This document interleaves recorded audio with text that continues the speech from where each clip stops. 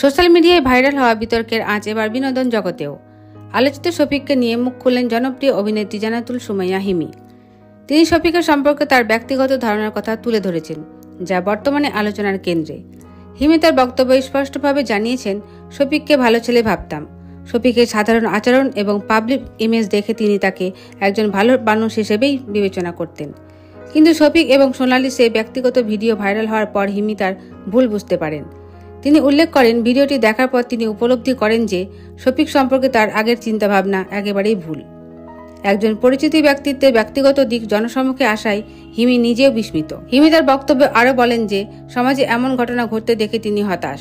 এর মাধ্যমে তিনি নৈতিকতা বজায় রাখার গুরুত্ব তুলে ধরেছেন। একজন জনপ্রিয় ব্যক্তিত্বের ব্যক্তিগত জীবনে এমন অপ্রত্যাশার দিক সামনে আসায় শিল্পী মহলেও এই নিয়ে চলছে জোর আলোচনা।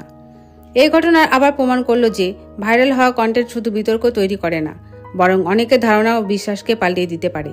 শফিককে এই ঘটনার বিনোদন জগতে নৈতিকতা নিয়ে নতুন করে প্রশ্ন তুলেছেন।